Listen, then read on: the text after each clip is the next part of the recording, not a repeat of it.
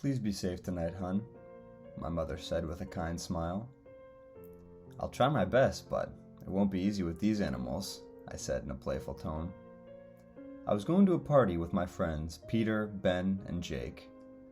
We had all finally turned 19, me being the last of the bunch, and we were finally getting a taste of adulthood.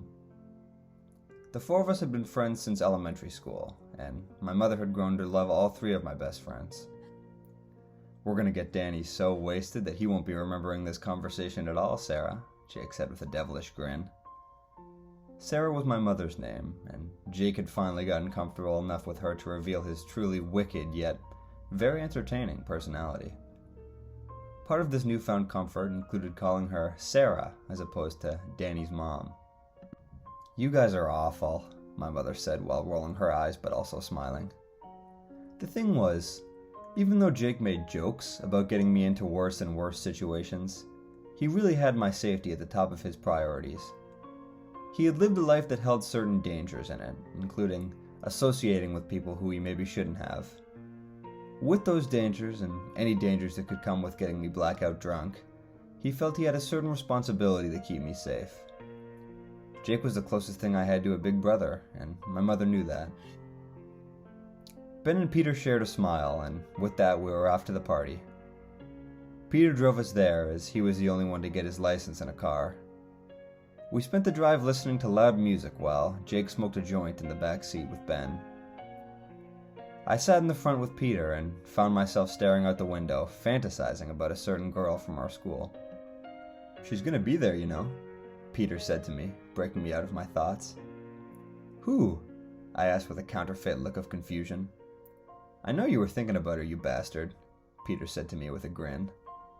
I gave him my signature expression that mimicked a dog being caught eating a slice of pizza off the table, mixed with a gleeful look of being pleased about it.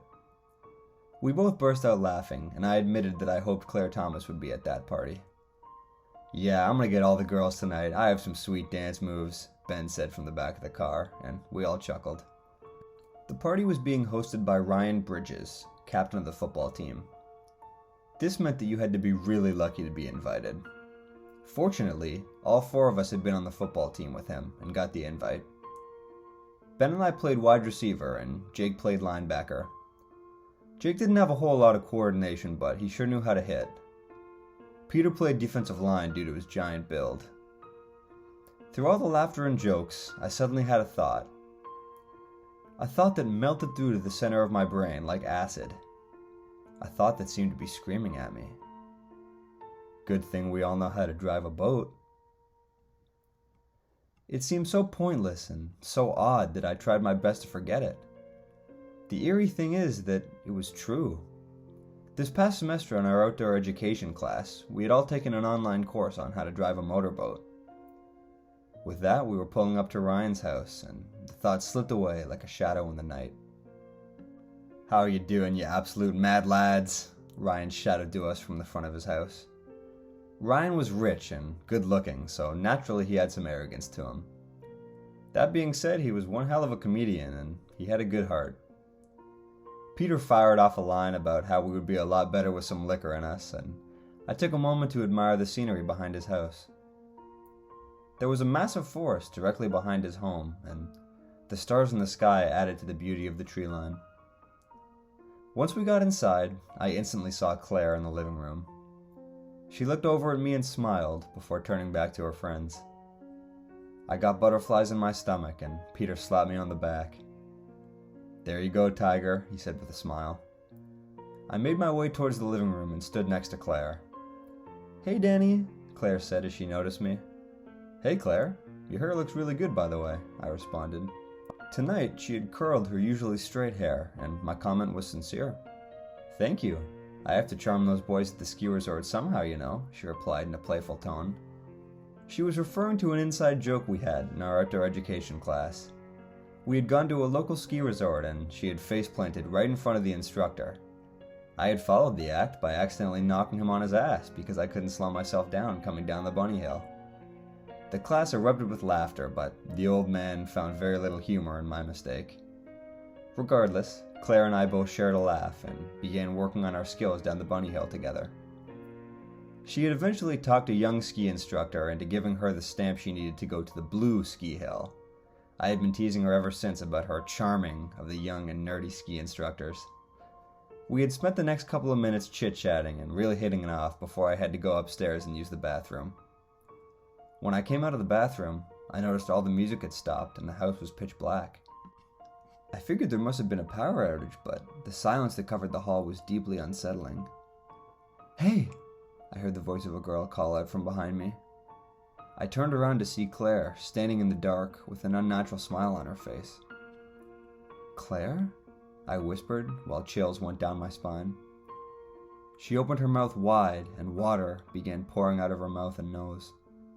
I took a step back in fear and watched on in terror. Her eyes popped out of her head and more water began shooting out of her eye sockets.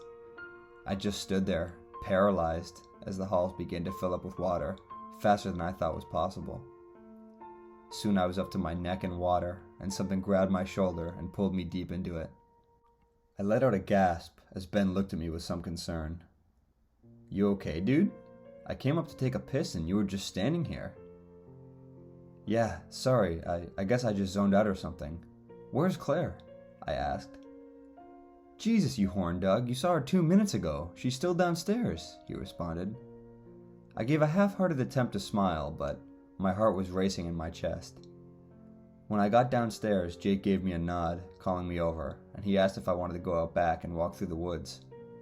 "How come?" I asked blankly, still unsure about my own sanity. "Claire and her friends went out there. Peter and Ryan both went too, so I figured we may as well join them," Jake said. "You aren't leaving me with those psychos upstairs. They're doing lines of coke up there," Ben yelled out from behind me. With that, we all went through the back door and into the night. The walk through the woods was uneventful, but the temperature was dropping fast. "Should have brought a fucking jacket," Ben whispered through his chattering teeth. "Grow up," Jake said with a grin. "Plus, I think I hear Peter up ahead," he continued. We all went quiet when we heard the voice from ahead. It sounded like he was crying uncontrollably. Peter was never one to show emotion, so this sent a chill through all of us. Jake even tried to open his mouth to make some smart-ass joke, but all he could manage was, "Jesus, is that Peter?" After a few more seconds of silence passed, we walked through a clearing that led to the waterfront. Peter was on his knees, still weeping. "Dude, what the hell? Are you okay?" I asked, putting a hand on his shoulder. "Where are the others?" Ben asked quietly, slowly looking around. They were just here, and then..." Peter trailed off. We all went pale for a second. After a few moments, I spoke up. "Peter, man, what happened? Where are they?" "The forest," he responded coldly. All of a sudden, we heard giggling from the tree line. My whole body turned to ice, and it felt like I was moving in slow motion as I turned to look. Ryan and Claire were standing there at the edge of the forest with unnaturally wide grins. From behind them, dozens of people joined them at the tree line. Before long, there were hundreds of people smiling at us. "We have to go, now," Jake whispered to the group. Ben and I shared a look and nodded. We looked at the shoreline and saw a motorboat was docked. I ran up and saw the keys had been left in the ignition. Good thing we all know how to drive a boat. The thought sent a chill down my spine. "Guys, we have to go right now," I shouted at Jake and Ben. The two of them ran to join me in the boat. I was about to start the engine, but realized Peter hadn't come with us. "Peter?" Ben shouted out in confusion. "Fuck this. I'm not getting on a boat to run away. They're just people," Peter responded. "Dude, what are you talking about? Get up here now," I yelled back. What happened next is something that will haunt me forever. Peter started walking towards the forest despite our desperate cries. He always was a stubborn one, and he wouldn't budge. But as he turned around, I saw a look of confusion and terror. As soon as he got to the tree line, they descended on him like starved wolves. I won't go into detail, but by the time we got the engine started and left the marina, there wasn't anything left of him. As we left, I saw the monster disguised as Claire, staring at me and smiling. She had blood all over her, and opened her mouth wide. Water started spewing out just like before. Just as we pulled out, I heard my phone ding and saw the name Claire. "Hey, where did you boys go? Ryan says he saw you guys follow Peter into the woods." I stared at the message for a while before my phone died. Jake had been steering the boat and we just drove deep into the center of the lake. We were silent for a very long time. After a while, none of us knew where we were. Just deep in the middle of the lake. Jake was steering the boat, but it seemed like he was in autopilot. Eventually, he turned off the engine to save gas, and we just sat in the middle of the cold abyss. "What the fuck happened back there?" Ben said with tears in his eyes. "I don't know," Jake responded quietly. Truthfully, none of us had fully processed what happened, and we had no idea what to do. A couple of seconds after Ben spoke, a few crucial realizations occurred to us. First, our best friend had been mutilated and murdered. Second, we had no phone service and no way to call out for help. And finally, it was getting cold. Very cold, I thought to myself. We decided we had to restart the boat and head towards land. Ben was shivering from the cold, and my body was also feeling the sting of the icy air on the water now that my shock had subsided. Just before Jake turned the engine back on, I saw something in the water, about 10 feet from the boat. At first I thought it was a rock or some kind of debris. I wish it had been some debris. "Can you guys see that?" I asked. "It looks like a person," Ben replied. "The water has to be 40 feet deep by now. It can't be. Someone have a flashlight?" Jake said. I checked the compartment of the boat and found one very quickly. I flashed it into the water and unveiled true horror. It was Peter, standing in the water, eyes staring right at us. Ben screamed. An animalistic screech more than a scream, but who could blame him? Jake threw up over the side of the boat, and I just looked ahead in terror. I was petrified and hypnotized by his glare. His head began to rise out of the water, revealing that same sinister grin I had seen on all the others. "We have to go, now," Jake shouted at us. Just as he did, the flashlight died, from a low battery or something else. We heard screaming and laughter coming from the water as Jake started the boat and thrusted us forward into the darkness. It was pitch black and almost impossible to navigate the water. Jake did his best, but eventually we crashed into land. "God damn it," Jake cried out. "Guys, I hit my head pretty bad," Ben cried out from a few feet away. We both ran to see if he was okay. His head was bleeding pretty bad and he was hyperventilating. We both got him back to the boat, which somehow remained intact after the crash, and put him inside. He was starting to lose consciousness. "Danny, we have to go deeper inland and see if someone is there. Ben won't make it if we go back on the water." I nodded and began trotting through the swampy terrain. After a few minutes, we found an old shack in an open field. Just as Jake walked towards it, I heard an excited whisper from behind me. "Danny!" I turned around, my stomach filled with dread.